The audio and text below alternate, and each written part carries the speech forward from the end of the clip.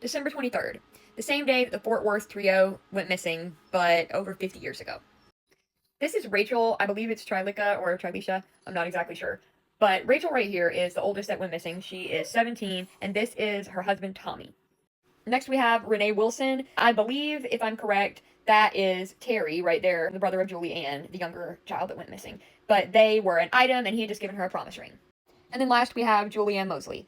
She was actually only 9 years old when their joint disappearance occurred.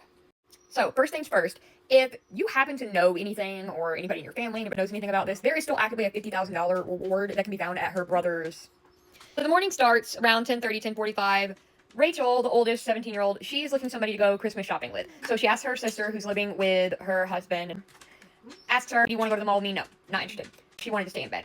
So she calls around to a couple other friends, from what I understand, and ultimately the person who agrees to go is a 14-year-old friend, I'm assuming from school because she was a freshman, but that is Renee Wilson. She agreed to go with her, but she had a party that night with her boyfriend Terry, who had just given her a promise ring. She did not want to miss that, so she said she had to be back home by 4 o'clock, like sharp. From what I understand, according to the Daily Mail, this is a picture of the actual car, but she was driving a 1972 Oldsmobile 98. That's like the model. She pulls up to Renee Wilson's grandmother's house. I don't know if she was living there or just visiting with her grandmother, but it happened to be right across the street from her boyfriend Terry's house. So even if she didn't live there, surely she would want to visit. So she pulls up to pick her up there.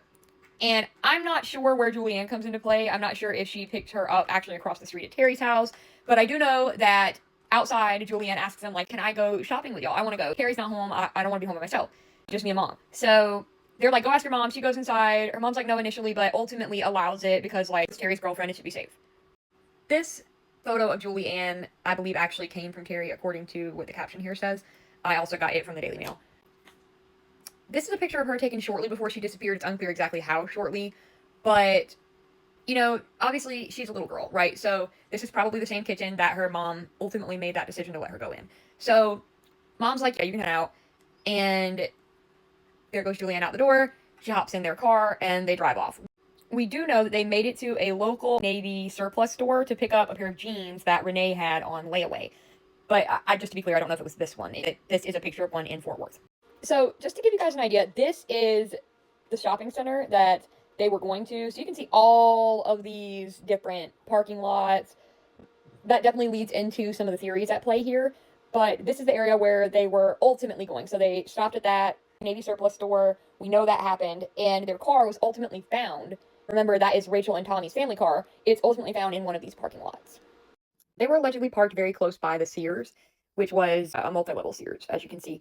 They were seen inside the mall multiple times in between like noon, and it varies. Some people say between noon and 2 o'clock, noon and 3 o'clock, somewhere around there.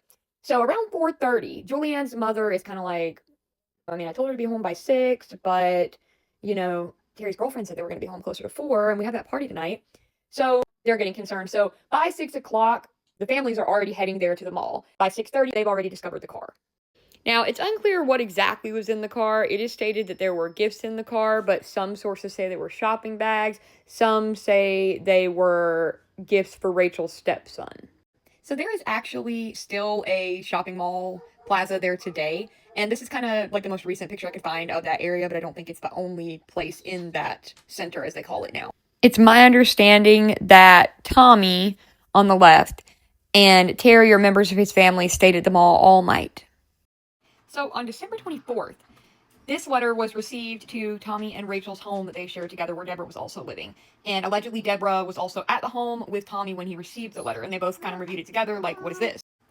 So this letter has often been considered as something that was written under duress, if it was ever written by Rachel at all, because you can see some very obviously weird things. Now ignore the KB 8306, that's obviously some notation, and this is right here, something the police have added, but you can see that clearly they were writing what looks like an E or even a B, and they changed it into an L.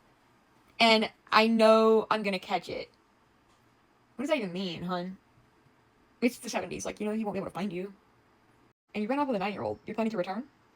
Even the envelope itself included inconsistencies, like obviously it was the correct address, but it just says it's from Rachel, and the postmarking is kind of smudged, can't really tell where exactly it was sent from, and it's addressed to Thomas instead of Tommy, which she, from what I can understand, never called him.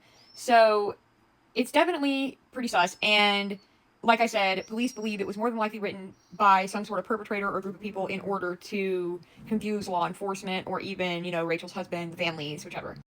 Guys, there's even a small amount of people on the internet who believe that Ted Bundy may have been involved or may have been the mastermind because it just kind of fits his vibe, and they cite several kind of valid reasons, but it really doesn't make any sense due to timeline and location. This memo came from Roses, for anybody wondering. Now, there were some things that were witnessed, and there was definitely an ongoing search. This is the Fort Worth Police Department and Sheriff's Department involved with some county prisoners that were also being used to help search. I mean, I guess that in itself is a little bit ironic, but I guess they know they didn't do it. They were in prison. So, like I said, search was ongoing. Lots of different rumors. There were several witnesses who said they saw the girls, all three of them, in a security personnel's car. So I believe it was the security personnel that was working the mall, and one time it's described as a car, by the other couple people it's described as a truck. And then there was an old lady who reported to a store employee that she saw 3 girls getting shoved into a yellow truck. Unclear what color the security trucks were. These girls have been missing now for 9 days. What are your feelings at this point? There's something's happened to them. I know it. 'Cause it's just not like them. They wouldn't have just run off. Nobody heard nothing from them. So the police, they did what they could. I mean, but they could have interviewed more and done more the initial night. Again, they went with the runaway theory. I don't know what teenagers run away with a 9-year-old, but hey, it was the 70s, right? It is definitely worth noting that it appears like Rachel was the target and that there were some definitely weird things going on within her family unit. So her husband Tommy was originally engaged to her older sister Deborah, the one that was now at that time currently living with them. So everybody definitely thought that was very sus, and Deborah's family has even made multiple statements saying they believe that she hasn't been forthcoming with all the information that she does know. The families have some pretty not positive things to say about Tommy now. He's apparently been remarried several times and moved on rather quickly. But there was no further relationship between him and Deborah.